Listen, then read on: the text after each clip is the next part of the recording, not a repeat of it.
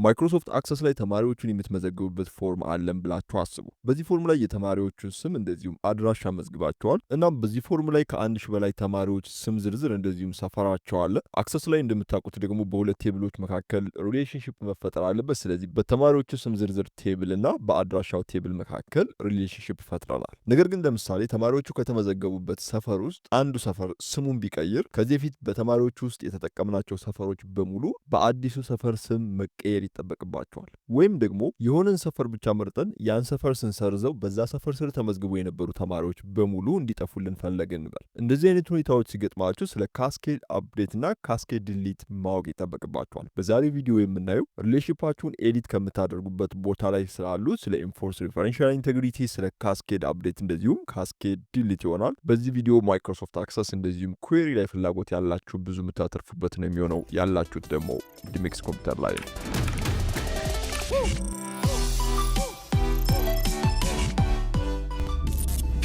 አንድ ሰው ማይክሮሶፍት አክሰስ ላይ ኩዌሪዎችን ሲማር መጀመሪያ ማወቅ ያለበት ነገር ስለ ኩዌሪ ክራይቴሪያዎች፣ በመቀጠል ስለ ጆይን ፕሮፐርቲዎች፣ ሪሌሽንሺፕ ታይፖች በደንብ ማወቅ ይኖርበት። ከዚህ በፊት በነበረው ቲዩቶሪያላችን ስለ ጆይን ፕሮፐርቲ አይተናል። በተጨማሪም ስለ ሪሌሽንሺፕ ታይፖች ዋን ቱ ዋን፣ ዋን ቱ ሜኒ እንደዚሁም ሜኒ ቱ ሜኒ ስለሚባሉት በሰፊው ለማየት ሞክረናል። በዛሬው ቲዩቶሪያላችን ደግሞ ኩዌሪ ላይ መታወቅ ካለባቸው ወሳኝ የምለውን ስለ ኤዲት ሪሌሽንሺፕ የማሳያችሁ ነው። የመጀመሪያው ጥያቄ የሚሆነው ኤዲት ሪሌሽንሺፕ ምንድነው? ለምንድነው የሚጠቅመን? የኤዲት ሪሌሽንሺፕ አይነቶች እነማን ናቸው? የሚሉ ጥያቄዎች ይከተላሉ። የመጀመሪያው ጥያቄ የሚሆነው ኤዲት ሪሌሽንሺፕ ምንድነው? ለምንድነው የሚጠቅመን? እንደዚህስ ባንጠቀመውስ ደግሞ ምንድነው የሚያስከትለው ጉዳት የሚለውን በዛሬ ቪዲዮአችን በደንብ በምሳሌዎች ለማየት እንሞክራለን። ኤዲት ሪሌሽንሺፕ የሚለው ለማግኘት ዳታቤዝ ቱልስ የሚለው ላይ እዚህ ከላይኛው ከሆም ክሬት ታቦች ላይ ክሊክ አደርጋለሁ። በመቀጠል ሪሌሽንሺፕስ የሚለውን ክሊክ። በዚህ ጊዜ ከዚህ በፊት በነበረው ቲዩቶሪያላችን የምታስታውሱ ከሆነ እነዚህን ቴብሎች ፈጥረናል። የመጀመሪያው ኤዲት ሪሌሽንሺፕን የት ነው የምናገኘው የሚል ነው። እሱም እዚህ ላይ የምታዩት ይሄ ሪሌሽንሺፕ ላይን ይባላል። እሱ ላይ ራይት ክሊክ ማድረግ ትችላላችሁ። እንደምታዩት ኤዲት ሪሌሽንሺፕ የሚል አለ። ምናልባት ራይት ክሊክ ስታደርጉ መስመሩ ላይ መስሏችሁ እዚህ ላይ ብታደርጉ ይሄን የምትመለከቱን አይነት ምርጫ ነው የሚያመጣላችሁ። እንደዚህ ከሆነባችሁ ተመልሳችሁ ራይት ክሊክ መስመሩ ላይ መሆን አለበት። በመቀጠል ኤዲት ሪሌሽንሺፕን ብነካ እንደምታዩት አዲስ መስኮት ይከፈትልኛል። ሁለተኛው ኤዲት ሪሌሽንሺፕን የማገኝበት ቦታ መስመራችሁ ላይ አንድ ጊዜ ክሊክ ታደርጋላችሁ። በመቀጠል ዲዛይን ታብ ላይ ዲዛይን ታብ የሚከፈትላችሁ ዳታቤዝ ቱል ሪሌሽንሺፕ ላይ ስትገቡ ብቻ ነው። ከዛ ውጭ ዲዛይን ታብን ልታዩታችሁ ነው። ስለዚህ እንደማደርገው መስመሬ ላይ ክሊክ ኤዲት ሪሌሽንሺፕ እንደምታዩት አዲስ መስኮት ይከፈትልኛል ማለት ነው። እዚህ ላይ ነው እንግዲህ ተአምሮ ያለው። እንደምታዩት እዚህ ላይ 3-4 ማዕዘን ቼክ ቦክሶች አሉ። እነዚህ ቼክ ቦክሶች ለምንድነው የሚጠቅሙት? ሪሌሽንሺፕ በፈጠርንባቸው ቴብሎች መካከል ያለውን ግንኙነት የሚወስኑ ናቸው ማለት ነው። ይሄንን ቀላል በሆነ ምሳሌ እናያለን። እንደምታዩት ሶስቱም ክሊክ ሳይሆኑ ነው አሁን የምንጀምረው። ሶስቱም ራይት ካልሆኑ ምንድነው የሚፈጠረው? ራይት ሆነ የሚባለው 1-4 ማዕዘን እንደምታዩት በዚህ መሰረት ነው። ለምሳሌ ሁለቱ ራይት ሆነዋል፣ ይሄኛው ራይት አልሆነም ወይም አክቲቭ አልሆነም። ስለዚህ ራይት ካደረግን ምንድነው የሚፈጠረው? አሁን ሶስቱም ላይ እንደምታዩት ራይት አልሆነም። ስለዚህ ኦኬ ወይ ካንስል ብላችሁ መውጣት ትችላላችሁ። ስለዚህ መስመሩ እንደምታዩት ፍላት ነው። እዚህ ላይ ሁለት ቴብሎች አሉኝ ከዚህ በፊት የሰራኋቸው። የመጀመሪያው ቴብል አድሬስ፣ ሁለተኛው ስቱደንት ሪድ ኢንፎ። እነዚህ ሁለት ቴብሎች ማለት እንደምታዩት እዚህ ላይ ሪሌሽንሺፕን ክሬት አድርገንባቸዋል። ሪሌሽንሺፕ ክሬት ምናልባት ከዚህ በፊት ያለውን ቪዲዮ ያላያችሁ ካላችሁ ድሊት ላድርገው። መሰረት ትፈልጋለሁ የስ። በመቀጠል አድሬስ ላይን የሚለውን በመያዝ እዚህ ላይ አድሬስ የሚለው ላይ ቁጭ ነው የማደርገው። እንደምታዩት ቁጭ ሳደርገው የኤዲት ሪሌሽንሺፕ አውቶማቲካሊ ይከፈታል። ምንም ነገር አልነካም። ዝም ብዬ ክሬት ብቻ አለዋለሁ ማለት አለቀ። ይሄ ነው የተፈጠረው። ስለዚህ ይሄኛው መስመር ከየት መጣ የሚለው መልሱ ይሄ ነው ማለት ነው።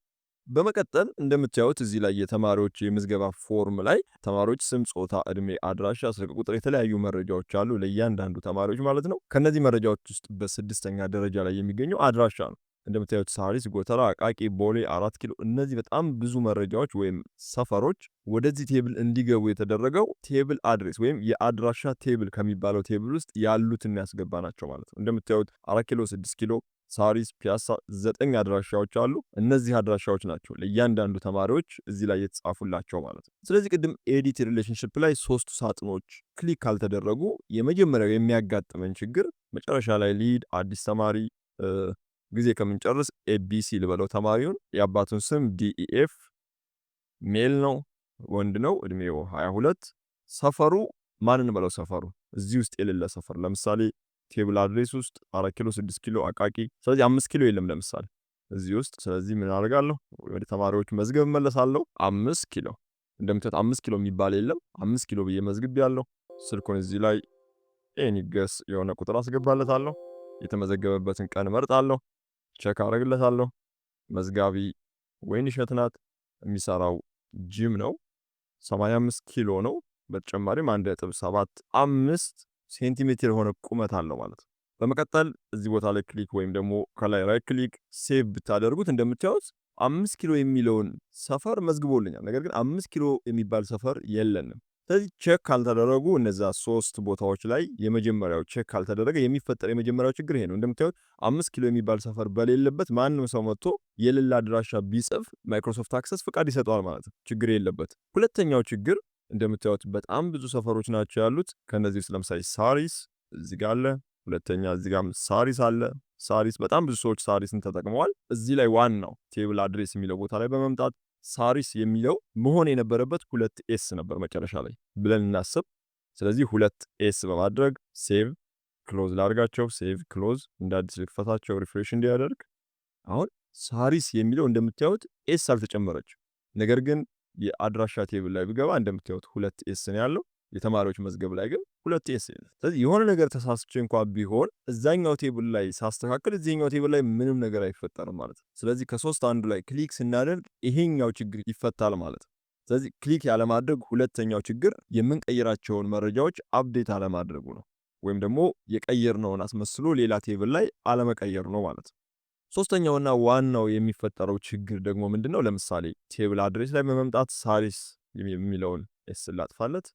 ኦኬ ምንድነው የማደርገው? ራይት ክሊክ ሳሪስ የሚባል ሰፈር አያስፈልገንም። ወይም ደግሞ እኛ ባለን የተማሪዎች ምዝገባ ፎርም ላይ የሳሪስ ተማሪዎችን አንቀበልም። ወይም ደግሞ ሳሪስ የሚባለውን አድራሻ ከዚህኛው ቴብል ውስጥ ማጥፋት ፈለግን። ስለዚህ ፊልዱ ላይ ራይት ክሊክ ሮውን ማለት ነው፣ ሙሉ ሮውን ነው ማጠፋው። ዲሊት ሪከርድ፣ ሪከርዱን አጥፋ።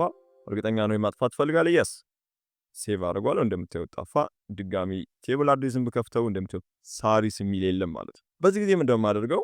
ሪፍሬሽ አደርገዋለሁ። ድጋሚ ገባለሁ። ስቱደንት ሪጅ ላይ እንደምታዩት ሳሪስ ቁጭ ብሏል። ምንም የተነካ ነገር የለም። እዛኛው ቴብል ላይ ሳሪስ ጠፍቷል። እዚህኛው ቴብል ላይ ግን ሳሪስ እንዳለ ነው ማለት ነው። እንደምታዩቸው በሳሪስ የተመዘገቡ ተማሪዎች አድራሻቸውን ይዘዋሉ። ስለዚህ ይሄኛው ሶስተኛው ችግር ነው። ለዚህ ነው እንግዲህ ኤዲት ሪሌሽንሺፕን ስትጠቀሙ ሶስቱን 4 ማዕዘን ቼክ ቦክሶች በመንካት እነዚህን ችግሮች መቅረፍ የምትችሉት። አሁን ከዚህ እንደሚከተለው ምንድነው የምናደርገው? እነዚህን ችግሮች የሚቀርፉልን ቼክ ቦክሶች የትኞቹ ናቸው፣ የቱን ስነካ ነው እነዚህ ችግሮች የሚቀረፉት የሚለውን በተከታይነት የምናይ ይሆናል ማለት ነው። ስለዚህ ምንድነው የማደርገው? እዘጋለሁ፣ ሁሉንም ሪሌሽንሺፕን እከፍታለሁ። በመቀጠል ምንድነው የማደርገው? ይሄኛውን ኤዲት ሪሌሽንሺፕ በማለት እቀይራለሁ ማለት ነው። ይሄን የማደርገው እዚህ ላይ ያሉት ቴብል አድሬስ ከሚሉት ውስጥ እንደምታዩት ሳሪስን አጥፍተናል። እንደዚሁም የስቱደንት ሬጂስትሬሽን ፎርማችን ውስጥ ደግሞ መጨረሻ ላይ አንድ ተማሪ መዝግበናል ማለት ነው፣ ኤቢሲ የሚባል እሱ እንዳትረሱ። ስለዚህ ሪሌሽንሺፕ ውስጥ ገባለሁ፣ ደብል ክሊክ ማድረግ እችላለሁ። 3 መንገዶች አሉ። ደብል ክሊክ ወይም መስመሩ ላይ ራይት ክሊክ ኤዲት ሪሌሽንሺፕ፣ ወይም መስመሩን ክሊክ ዲዛይን ላይ ኤዲት ሪሌሽንሺፕ። በሶስቱም መንገዶች መግባት ትችላላችሁ። እኔ በደብል ክሊክ ነው የገባሁት። ስለዚህ ምንድን ነው የማደርገው? ኢንፎርስ ሪፈረንሻል ኢንቴግሪቲ ክሊክ ጨረስኩ። ከዛ በኋላ ምንድን ነው የማደርገው? ኦኬ the database engine could not lock table student reach info because it is already in use by another person or process ነው የሚለው። ይሄ ማለት ቴብል ስቱደንት ሪጅ ኢንፎ የሚባለው ተከፍቷል እያላችሁ። ስለዚህ የመጀመሪያው ህግ ኤዲት ሪሌሽንሺፕን ስትሰሩ የመጀመሪያው ህግ መሆን ያለበት፣ ለምሳሌ ኤዲት ሪሌሽንሺፕን የምሰራው በዚህ መስመር ላይ ነው። ይሄ መስመር ማለት ይሄኛውና ይሄኛው ቴብል ሁለቱ ቴብሎች ናቸው። ስለዚህ ሁለቱ ቴብሎች መከፈት የለባቸውም። ይሄ የመጀመሪያው ህግ ነው። ምንም ያህል ብትሞክሩ እነዚህ ከሁለት አንዱ ቴብሎች ተከፍተው ከሆነ ኤዲት ሪሌሽንሺፕ ውስጥ ምንም ነገር መቀየር አትችሉም ማለት ነው። ስለዚህ ከላይ እንደምታዩት ራይት ክሊክ ክሎዝ፣ ራይት ክሊክ ክሎዝ፣ ሁለቱንም ዘጋለታለሁ። ድጋሚ ደብል ክሊክ ኢንፎርስ ሪፈረንሻል ኢንቴግሪቲ። ኦኬ እንደምታዩት አሁንም ሁለተኛ ችግር ተፈጥሯል። ስለዚህ ሁለተኛው ምንድነው የሚለኝ? ማይክሮሶፍት አክሰስ ካንኖት ክሬት ዚስ ሪሌሽንሺፕ ኤንድ ኢንፎርስ ሪፈረንሻል ኢንቴግሪቲ ይልና ከስር ሪፈረንሻል ኢንቴግሪቲ ሩል የሚላል። ያ ማለት ሪፈረንሻል ኢንቴግሪቲ ህግ አለው ማለት ነው። ህጉን በጣም ባጭሩ ይሄን ከማነበው ባጭሩ ልንገራችሁ። እዘጋቸዋለሁ እነዚህን ሁለቱን። እዚህ ላይ ያሉት ወይም ደግሞ ቴብል አድሬስ ላይ ያሉት አካባቢዎች ብቻ ናቸው ስቱደንት ሪጅ ፎርም የሚለው ውስጥ መጠቀስ ያለባቸው። ለምሳሌ ሳሪስ የሚለው እንደምታዩት ሳሪስ የለም። ሁለተኛ ደግሞ ከስር ያለው አሁን የመዘገብነው 5 ኪሎ የሚባለው ሰፈር የለም። ስለዚህ ህጉን አያሟላም ማለት ነው። የግድ ምን መሆን አለበት? እዚህኛው የስቱደንት ሬጂስትሬሽን ኢንፎ ውስጥ የሚመዘገቡት ተማሪዎች አድራሻ የግድ እዚህኛው ወይም ቴብል አድሬስ የሚባለው አድራሻ ውስጥ የተጠቀሰ አካባቢ መሆን አለበት። ይህን ህግ የማያሟላ ከሆነ ምንም ፍቃድ አይሰጠውም ማለት ነው። ስለዚህ እንደማደርገው ክሊክ ስቱደንት ሪጅ ኢንፎ ውስጥ ሳሪሶችን ሰርዛቸዋለሁ፣ ምክንያቱም ቅድም ሳሪስን ስላጠፋው ማለት ነው። ሳሪሶችን ይዛቸዋለሁ። ዲሊት እዚህ ጋር ፊልተሩን ክሊር። እሺ አሁን እመለሳለሁ፣ እዘጋለታለሁ እነዚህን። ደብል ክሊክ ኢንፎርስ ሪፈረንሻል ኢንተግሪቲ። ኦኬ አሁንም ኤረር አመጣብኝ። አሁን ደግሞ ሁለተኛው ኤረር ምንድነው? የምታስታውሱ ከሆነ ከስር አንድ አዲስ ተማሪ መዝግበናል። 5 ኪሎ የሚባል ሰፈር የለም። ስለዚህ ምን ማድረግ አለብን? ሰፈሩን መሰረዝ አለብን፣ እንደዚህ ባዶ። ካልሆነ ደግሞ ምን ማድረግ አለብን? ከተጠቀሱት ሰፈሮች ውስጥ አመሳስለን እዚህ ላይ መጻፍ አለብን። ተሳስተን ከሆነ ሌላ ሰፈር መቀየር አለብን፣ ወይም ገና ያልተመዘገበ ሰፈር ከሆነ ባዶውን መተው አለብን ማለት። ስለዚህ እኔ ባዶውን እተዋለሁ። ኦኬ ደብል ክሊክ ኢንፎርስ ሪፈረንሻል ኢንተግሪቲ። ኦኬ ናይስ። አያችሁት? ይሄኛው እነዚህ ሁለቱን ስቴፖች በትክክል ካለፋችሁ ኢንፎርስ ሪፈረንሻል ኢንተግሪቲን ይከፍትላችኋል ማለት። አሁን ከዚህ በኋላም እንደምናደርገው ሶስቱን በተኖች ስንጫን የሚመጡትን አድቫንቴጆች አንድ ባንድ እናያለን። እነዚህን አድቫንቴጆች ስናይ ቀጥታ የሚጠቅሙን ነገሮች ብቻ በማሳየት አልፋለሁ ማለት ነው። ምክንያቱም እነሱን ባለመንካት የሚፈጠረውን ችግር ስላየን ኦልሬዲ ይሄን ስነካ ይሄኛውን ክፍተት ይሞላል እያልኩ አልፋለሁ። ኦኬ ስለዚህ የመጀመሪያው ወይም ደግሞ ኢንፎርስ ሪፈረንሻል ኢንተግሪቲ የሚለው ክሊክ ሲሆን የመጀመሪያው አድቫንቴጁ ምንድነው? ቴብል ስቱደንት ሪጅን ፎር የሚለውን ከፍተዋለሁ። እንደምታዩት እዚህ ላይ ጎተራ ነው የሚለው፣ ወይም ደግሞ የመጨረሻው ተማሪ ላይ ልሂድ። ቅድም የመዘገብኩት ላይ 5 ኪሎ መዘገብኩ። ኦኬ አሁን ሴቭ አድርግልኝ። እንደምታዩት 5 ኪሎ የሚባልን ሰፈር መመዝገብ አልችልም እያላችሁ ነው። ኢን ቴብል አድሬስ ነው የሚላችሁ። ቴብል አድሬስ ውስጥ የሌለን ሰፈር እዚህ ቦታ ላይ መመዝገብ አትችሉም እያላችሁ ነው ማለት። ስለዚህ የመጀመሪያው ወሳኙ አድቫንቴጅ ወይም ጥቅሙ ቴብል አድሬስ ላይ የሌለን ሰፈር መመዝገብ አትችሉም ማለት ነው። እንደምታዩት እዚህ ላይ መጥቼ 4 ኪሎ ብለው እና ሴቭ ብለው እንደምታዩት ይፈቅድልኛል። 5 ኪሎ ብል ግን አይፈቅድም። ለምን? እዚህ ላይ ቴብል አድሬስ ውስጥ 5 ኪሎ የሚባል ስለሌለ ማለት ነው። ሁለተኛውና በጣም ወሳኙ ኢንፎርስ ሪፈረንሻል ኢንተግሪቲን ስትጠቀሙ የምታገኙት አድቫንቴጅ ምንድነው? እዚህ ላይ ለምሳሌ እንደምታዩት 4 ኪሎ የሚባሉ ሰፈሮች አሉ። አይ ቲንክ ብዙ ሰው ተጠቅሟቸዋል። ኦኬ ጎተራ 4 ኪሎ እዚህ ላይ አንድ አለኝ። ኦኬ እዚህ ላይ 2 አለኝ። ወደ ስርም እዚህ ላይ እንደምታዩት 4። ስለዚህ በጣም ብዙ ሰው ተጠቅሞታል። እዚህ ውስጥ እመጣለሁ፣ አድሬስ ውስጥ እገባለሁ። 4 ኪሎ የሚባለውን ሰፈር አጥፋልኝ፣ ዲሊት። ምን እያለኝ ነው? 4 ኪሎ የሚባለው ሰፈር በተለያዩ ተማሪዎች ተይዟል፣ ወይም ደግሞ ተማሪዎቹ በዚህ ሰፈር ተመዝግበዋል። ስለዚህ ይሄን ሰፈር ማጥፋት አትችልም እያለኝ ነው። ይሄ በጣም ትልቅ አድቫንቴጅ ነው። የሆነ ሰው ተሳስቶ ያን መረጃ ሊያጠፋባችሁ ቢል ያ መረጃ በሌላ ቴብል ውስጥ ከገባ ወይም ኤስኩኤል ላይ የምትማሩ ቻይልድ እና ፓረንት የምንለው ማለት ነው። ስለዚህ ፓረንቱን መሰረዝ አንችልም ማለት ነው። ፓረንቱ ከተሰረዘ በሙሉ ቻይልዶቹ ይሰረዛሉ። ያ ማለት ደግሞ ከዚህ በፊት የመዘገብናቸው ለፍተን የሰራናቸው መረጃዎች በሙሉ ይጠፋሉ ማለት ነው። ስለዚህ ይሄን ለመከላከል ማይክሮሶፍት አክሰስ ውስጥ ኢንፎርስ ሪፈረንሻል ኢንተግሪቲ ስንጫን ከአንድ ቴብል ውስጥ ያሉ መረጃዎች ወይም ደግሞ ፓረንት የሆኑ መረጃዎች ቻይልዱ ላይ እንዳይጠፉ ያደርግልናል። ይሄ በጣም ትልቅ አድቫንቴጅ ነው። ለምሳሌ ያልተጠቀምናቸው ሰፈሮች ካሉ ኦኬ ለምሳሌ መርካቶ የሚለውን ምንም አልተጠቀምንበት። ስለዚህ መርካቶ ላይ ራይት ክሊክ ዲሊት ማጥፋት ፈልጋለሁ። የስ እንደምታዩት መርካቶ ግን ጠፋ። ለምንድነው መርካቶ የጠፋው? መርካቶን የተጠቀመ ምንም አይነት ተማሪ ስለሌለን ማለት። በጣም አሪፍ። ስለዚህ ሁለተኛው ላይ የሪሌሽንሺፕ አይነት ላይ እንምጣ። ከዚህ በፊት እንዳልኳችሁ እነዚህ መዘጋት አለባቸው፣ የግድ ነው። ኦኬ ስለዚህ ሪሌሽንሺፕ ኤዲት ሪሌሽንሺፕን ለማግኘት ደብል ክሊክ አደርጋለሁ። ካስኬድ አፕዴት ሪሌትድ ፊድ የሚለውን ክሊክ አደርጋለሁ። ስለዚህ ይሄኛው ክሊክ ሲሆን ደግሞ ምንድነው አድቫንቴጁ? ስለዚህ ኦኬ ለዋለሁ። ኦኬ ሴቭ።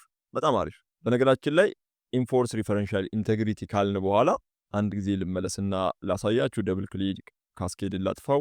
ካስኬድ አፕዴትን ያጠፋሁት ኢንፎርስ ብቻ። እዚህ ጋር እንደምታዩት 4 ኪሎ የነበረውን መሰረዝ አንችልም ብለናል። ራይት ክሊክ ዲሊት። እንደምታዩት ተይዟል፣ መሰረዝ አንችልም ነው የሚለው። መሰረዝ ብቻ አይደለም፣ ለምሳሌ 4 ኪሎ ሰፈር ብለን ብንቀይረው ራሱ አይሰራም። ምክንያቱም ይሄኛው ቦታ 4 ኪሎ ተብሎ ስለተመዘገበ ምንም አይነት ማስተካከያ ማድረግ አችልም ነው የሚለኝ። ይሄ በጣም ትልቅ አድቫንቴጅ ነው። በተለይ የሆነ ሴኪዩር የሆነ መረጃ ልውውጥ ላይ ያስገባናቸው መረጃዎች እንዳይቀየሩብን በጣም ትልቅ አድቫንቴጅ አለው ማለት ነው። ስለዚህ ስኬፕ ነካለሁ፣ አጠፋዋለሁ። ኦኬ ስለዚህ መለሳለሁ። ሪሌሽንሺፕ ደብል ክሊክ አፕዴት ሪሌትድ ፊልድ ላይ ክሊክ። ኦኬ በጣም አሪፍ።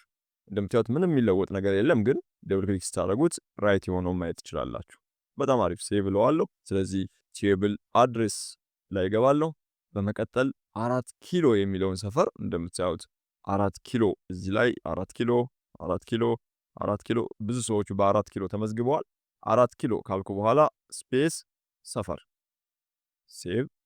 እንደምታዩት 4 ኪሎ ሰፈር ብሎ አስተካከለልኝ ማለት ነው። ስለዚህ ካስኬድ አፕዴት ስትመርጡ ሁልጊዜም ቢሆን የምትቀይሩት ነገር ካለ አክሴፕት ያደርጋችኋል፣ ይቀበላችኋል። አሁን ይሄንን ተመልከቱ። 4 ኪሎ ሰፈር ብዬ አስተካክያለሁ። ሴቭ። በመቀጠል እንደገና እዘጋውና እንደገና ከፍተዋለሁ። ስቱደንት ሪጅን የታለ 4 ኪሎ ናይስ። 4 ኪሎ ሰፈር 4 ኪሎ ሰፈር 4 ኪሎ ሰፈር በጣም አሪፍ። እንደምታዩት አፕዴትን ከነካችሁ የመጀመሪያው ጥቅሙ ቴብል አድሬስ ላይ ስሙን ማስተካከል ትችላላችሁ። ሁለተኛ ደግሞ ያን ስም ተጠቅማችሁ ሌላ ቴብል ላይ ያስገባችኋቸው መረጃዎች በቀየራችሁት ስም መሰረት እዛኛውም ቴብል ላይ ይስተካከላሉ ወይም አፕዴት ይሆናሉ ማለት ነው።